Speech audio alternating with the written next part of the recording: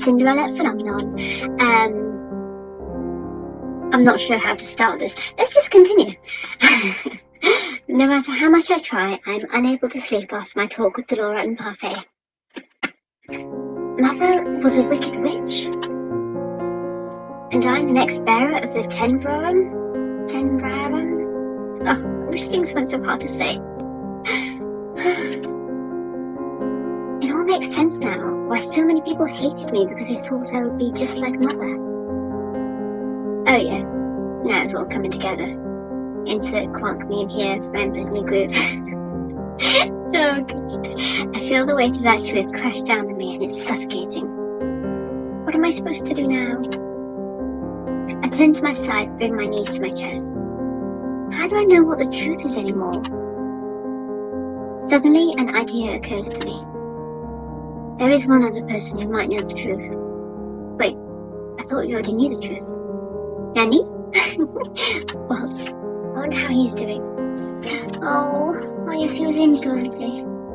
I slip out of my room and make my way towards Waltz's. Ooh, I like his room. Oh, what's that on the wall? I wish I could get a better look at those pictures.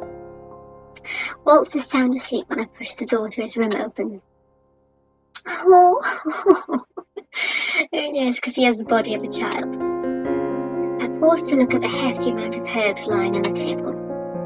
Those herbs. I remember Anise once told me that they help with pain. Rumpel and Anise have given Waltz a lot of them.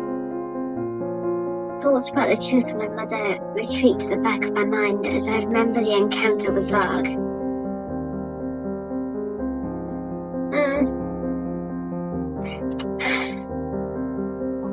Oh! My eyes begin to sting. Let me think. Well, if this was me, I would definitely cry everywhere. For the first time in years... Oh, I forgot to read that. For the first time in years, I let my tears flow freely.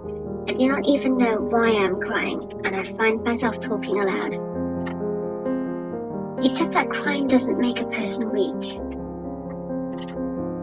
But it certainly makes me feel that way.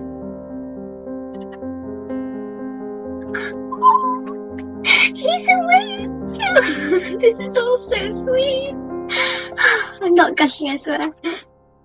Princess, my heart cannot take it.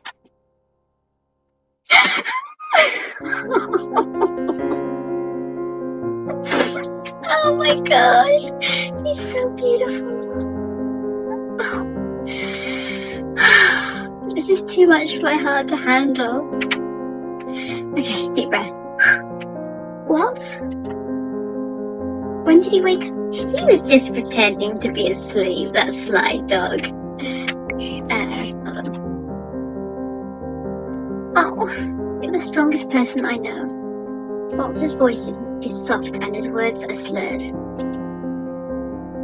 He's clearly still under the influence of the medication he's been given, but he still continues to speak. You're still standing on your own 2 feet, despite everything you've gone through. I read that backwards. I cannot lie anymore. I've only been pretending to be a strong person. But I cannot do this anymore. Knowing all this time, I've been living a life full of lies. I'm questioning even my mother's affection now. Oh, I really do sympathise with the main character. She's so... One of the many reasons I love this story, it's so much, there's so much to it, and the characters are all so interesting and complex, many layered. Another dangerously gloomy thought hangs at the brink of my mind.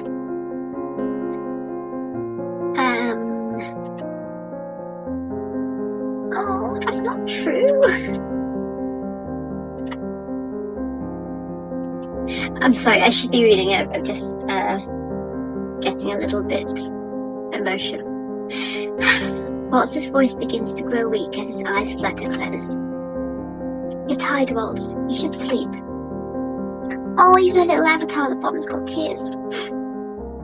He says, His voice is slurred and slow, but hearing him say my name without the title somehow feels nostalgic. Please don't cry.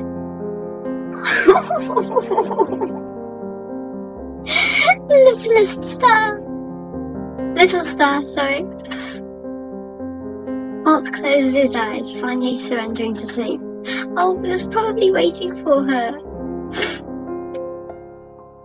I take a deep breath and leave his room, closing the door quietly behind me.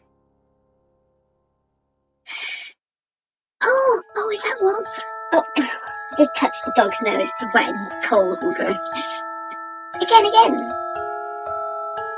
Oh my gosh, I think I used to say that when I was younger. It reminded me suddenly of a Teletubby. Anyway. Okay. Abracadabra. Oh, teach me how to do it too. A magician never reveals his secrets, little star. Oh, this is so amazing. You always say that. Please. Please.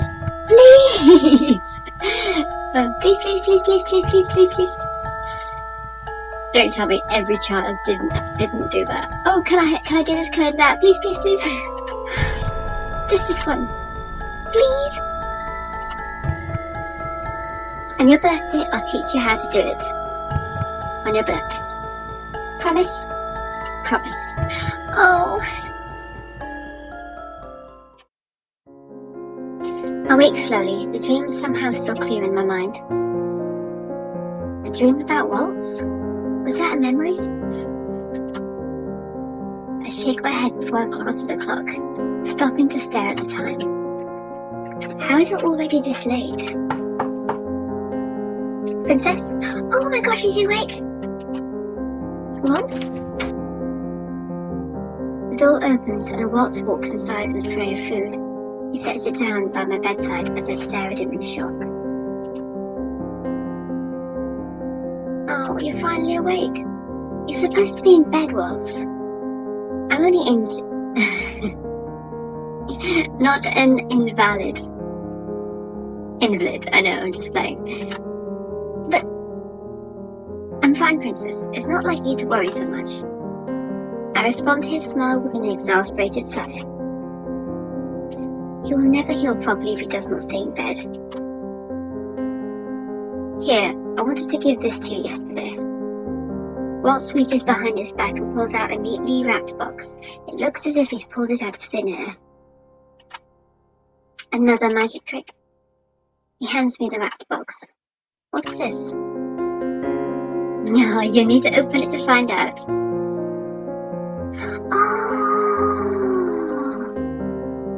Oh, she loves dolls. You've been wanting this, haven't you?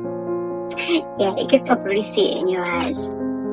I stared out at the doll he bought for me. It's the same one that caught my eye in the shop. The reason he went to the toy shop was that so you could buy this for me. Yep, I'm glad it didn't get damaged last night. These dolls are expensive. Waltz would have needed more than just his usual show tips to buy this. Why would you buy this for me? I figured you might want extra company. Plus, you've always loved dolls, so I thought this one might cheer you up. Oh, he's such a sweet thing. I stare at the doll as I cradle her in my hands, my heart feeling full in my chest.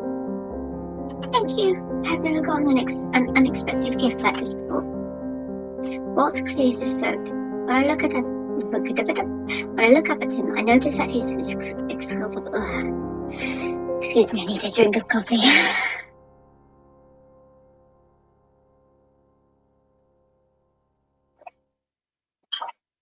That's the good stuff.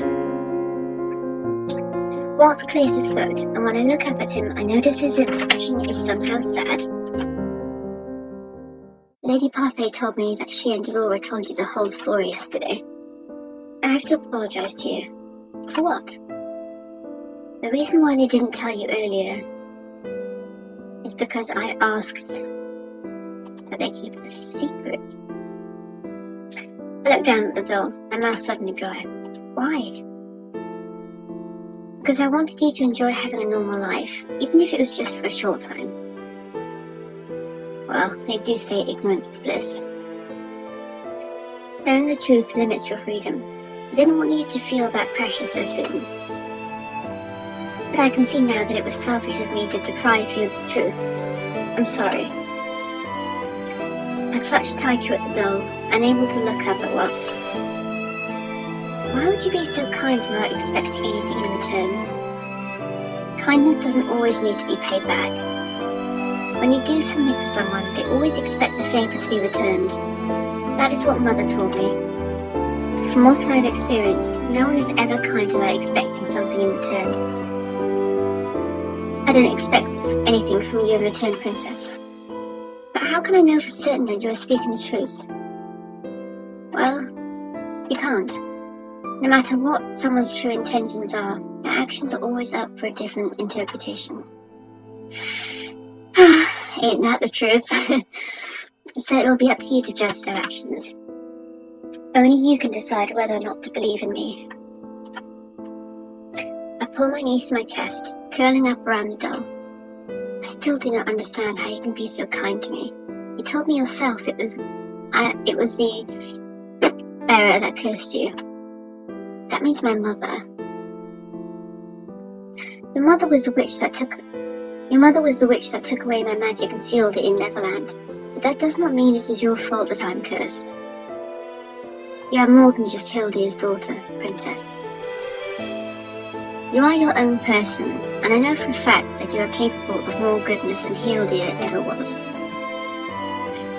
I wouldn't say that's necessarily true. She used to be kind, according to Parfait. Waltz gestures towards my necklace. You're only 2 good deeds away from breaking your curse. I would not have accomplished the first one without your help. In fact, I have done nothing to help you break your... My voice trails off as my thoughts begin to come together.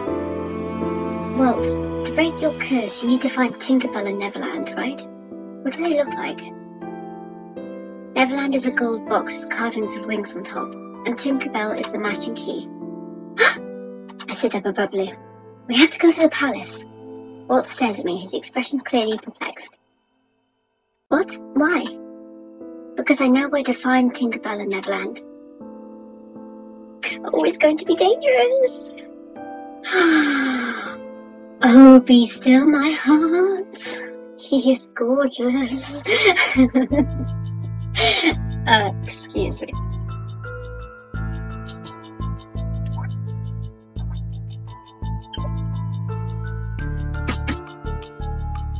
Waltz's description of Neverland and Tinkerbell was enough to jog my memory. A long time ago, Mother gave me a box and a key that matched Waltz's earlier description perfectly. She gave me strict instructions to hide them in my room and never let anyone else have them. Oh, it was kind of messed up, doing that, unknowingly doing that to her own friend. I never questioned Mother's orders and kept both the box and the key tucked in one of my drawers. I'd forgotten I even had those things until Waltz mentioned them. The minute I remembered, I sent a letter to Vod requesting he help us get into the palace. I knew that our strained relationship would make it hard for him to trust me, so I emphasized the importance of the item we needed to obtain. A week later, he finally came through. Now we are just outside the palace waiting for him. Durian and Garland are here to protect us in case the need arises. I glance at Waltz, who's standing beside me, fidgeting. He's been against me coming with him ever since he found out about my plan. He cannot stop me. I refuse to be left behind. You still won't change your mind about this, Princess? You know the situation with the witches. It's not safe for you to be here. It's not safe for me anywhere outside the margin, and you know that. Besides, how do you plan on finding Neverland and Tinkerbell without me? I'm the only one who knows where they are. That's true. Like I said, if you would just tell me where they are, I can go on my own. There's no need for you to put yourself in this much danger. I'm going and you cannot stop me, Waltz. So stubborn. Princess, I turn to face him fully. This is my choice, Waltz. I want to do this. For a moment there is silence between us as Waltz studies my expression. He eventually sighs and shakes his head. I should know by now there is no changing your mind when you're determined to do something. Yes. Oh dear. Just promise to stay close to me, okay? I nod absently as I feel around in my pocket for a small object, a vial that Parfait gave to me before Walt and I left for the palace. She said that it should help us when this need arises. It is a shame that neither Parfait nor Laura could be here due to their urgent meeting with the fairies. Jurian and Garland finally arrive with Rod. Oh, I love her character so much. Ready? I can only nod and reply. Hopefully nothing will go wrong. Oh my gosh, we're in the underground passageways! We make our way through a secret passageway. I've heard of this secret passageway from the king before, but this is the first time I've ever been here. They say that this was built as an escape route should the need to evacuate the royal family arises. Only the commander of the Order of Caldera and the king know about this place. Rod, how do you even know about this place? How did you get a key? I thought that only the king and Sir Alcaster had copies. It was Lady Parfait who showed me this place and gave me the key.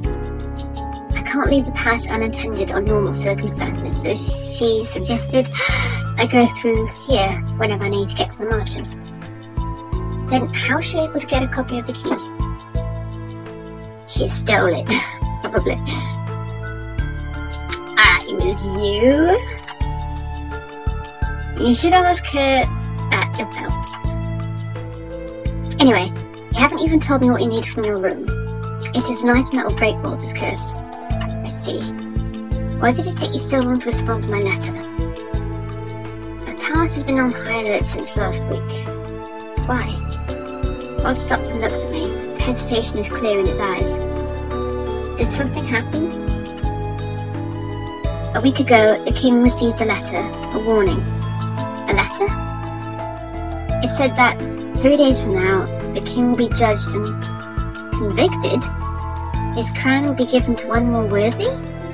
Oh! No spoilers, but I think I remember what happens.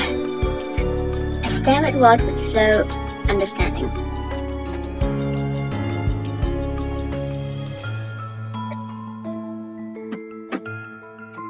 "3 days from now? With that date? Ooh, your 18th birthday." I continue to stare at Rod in disbelief. This cannot be a coincidence. But a new king? Do you think someone is specifically targeting my father?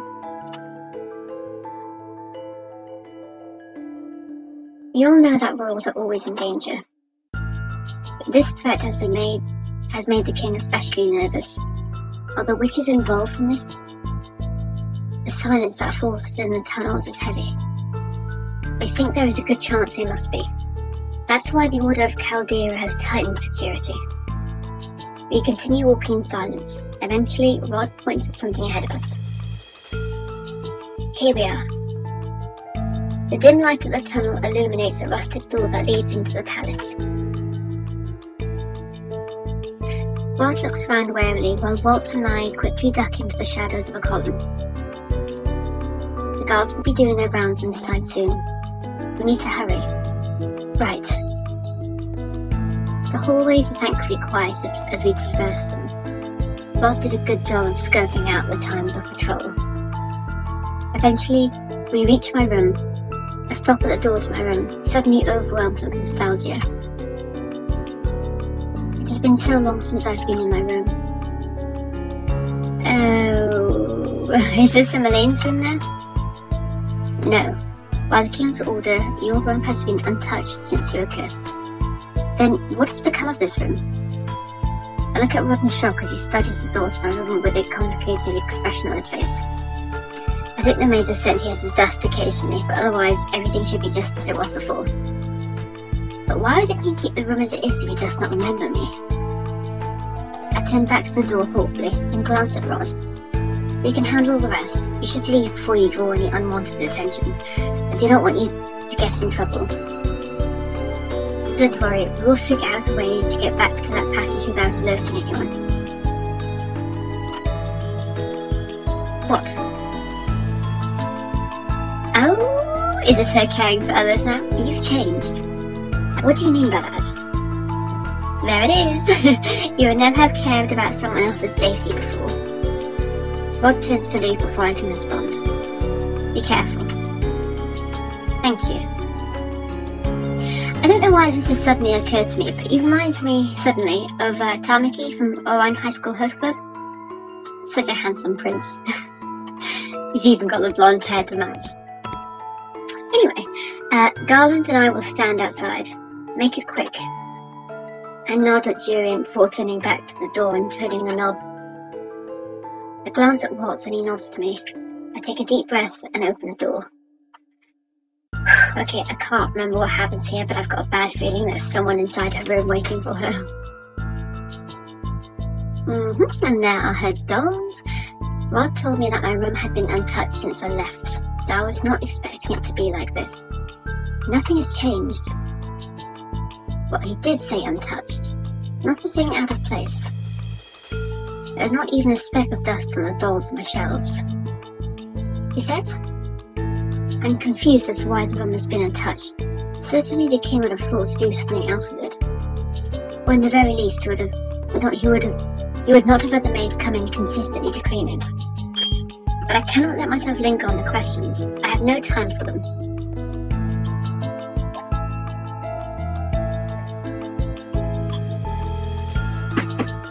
We came here to find Neverland and Tinkerbell. I look at Waltz and nod. Let us start searching.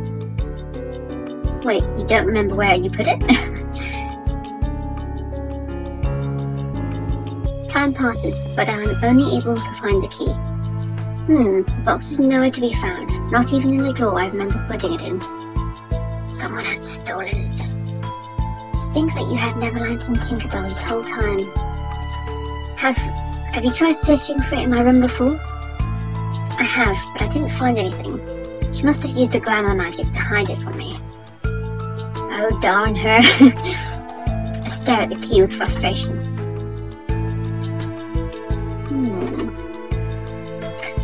I don't understand. I'm sure it was here. Are you sure you didn't throw it away?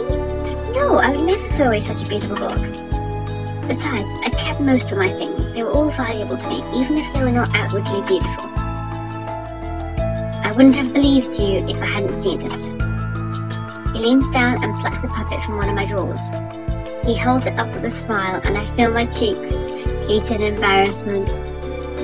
Oh, I think it's so cute. I just never remembered to throw that out. Oh, she's blushing. Waltz gazes at me thoughtfully. That's the only reason? Well, I look at the puppet in his hands and find the truth spilling out of me. I was never able to put my finger on why, but I've always liked that puppet. Aww. Yes, of course you made it. You made this? It was the first puppet I ever made. Waltz turns the puppet in his hands, looking down on it fondly before his eyes meet mine. You were the one who taught me how to sew in the first place. You know. What? I was the one who taught you how to sew? I stare at the puppet. I probably kept it because you made it. Wait, was she smiling just then? Oh, she's so pretty when she smiles. How cruel. Huh? Do you have any idea Oh, you seem perfectly fine to me. Dear. So dense. What? Oh no! Oh, there's that spoopy music again. Knob begins to turn. Waltz and I exchange a glance before we both dart to different hiding places. Here we go. I hide myself under the bed and he runs behind the curtains, which more easily conceal his smaller body. Oh? I wasn't expecting him, I was expecting... what's his name? Varg? King Gennaro. The king? What is he doing here? When the king steps inside, I notice that there's something in his hands. Ah, he has the box! Oh my gosh, oh my gosh, oh my gosh. That's the box. Why does he have it? Oh, he must have been tricked somehow. I look at Waltz and he gives me a small nod, affirming that it is indeed Neverland. Who's there? No one's here. Please leave. Show yourself now if you don't want to get hurt. Oh no. The king unsheathes his sword. What should we do? I look at Waltz, who signals to me to stay in place. He mouths something, and I think he might be saying that he means to find a way to get us out. Okay. Oh no. Is Waltz going to be alright? Should I trust him? Absolutely. Trust Waltz completely. Stay. I nod at Waltz. Oh no. Why would he do that? He steps out of the curtains and raises his hands in surrender.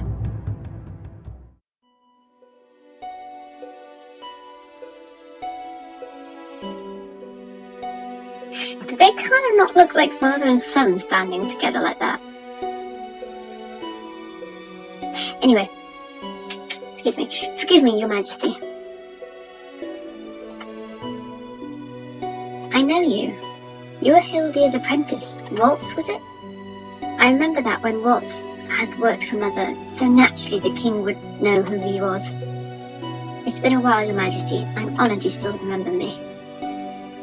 You haven't changed. Not at all. Not at all. As in, still childlike. So, he knows, of course. So Hildir really did curse you for betraying her. Betraying her? How? The king places his sword back into its scabbard. I have no idea what you're doing here now, but the king surprises us both by getting down on one knee and bowing to Waltz? Your Majesty, you shouldn't. I was never able to thank you after the war, so thank you. You did so much for our kingdom, Waltz. So thank you. We owe you our lives. If only all witches were is a witch were as good as you. The king stands once again, his posture stiff and straight. There are more of us than you think, Your Majesty. I am lost. What are they talking about? But I didn't do it for the kingdom. Waltz turns to look at me suddenly with a small smile on his face. I did it for her. Oh, her? What are you talking about? Okay, here we go. Waltz nods his head to me. That's rightly said. I slide out of my hiding place and stand in front of the king. It has been months since I last saw him. The king's eyes widen as he looks at me. You're that girl from the gates. You remember me? It's more like I find it impossible to forget you. What? I have a lot of questions for you two, but the most important is, why are you both in this room? Regardless of the fact that I know you, Waltz, you've still broken into the palace. We would not have done it if we did not have to. I steel myself a further scolding when the king turns to look at me. That box you are holding, we need to break Waltz's curse. We need it to break Waltz's curse. How did you come to have it, Your Majesty? The king looks down at the box, as if only noticing it for the first time. I was in this room the other day and I noticed a chip on the side of the box. I took it to get it fixed. A chip? Did I drop it once a while back and did not think to get it fixed myself? Why would you do that? That means he was going through her drawers. Maybe he was trying to remember why this room was important to him. Sorry, just thinking out loud. The king looks around the room and a faraway look in his eyes. This room is special to me, though I do not know why. I feel like this room and I are both waiting for someone to return, and everything must be perfect when they do. I feel my chest tighten as the king huffs out a derisive laugh. What am I saying? He cannot miss me when he does not remember me. He can't, right? But if this box is all that you require, Waltz, you may have it. Yes, yes! It is the least I can do after all that you have done for us. The king holds out the box to Waltz. We just have to take it. Oh my gosh, thank you. Oh, your majesty. And it cuts off. Voice. Look who we have here. Of course we are going to be interrupted. It's Varg? We all freeze at the sound of the new voice. I turn and find an all too familiar figure leaning against the door, a mischievous grin on his face. Hi! There you are! What a sweet little reunion.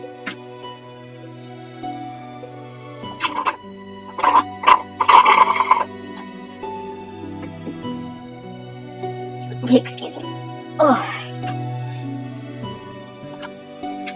Varg?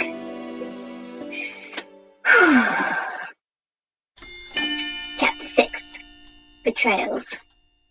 And I think that is a wonderful place to stop. Thank you so much for sticking by, and have a wonderful day. And remember, always be kind to others. You never know what struggles people may be going through. Take care of yourselves. Have a wonderful day. Bye bye.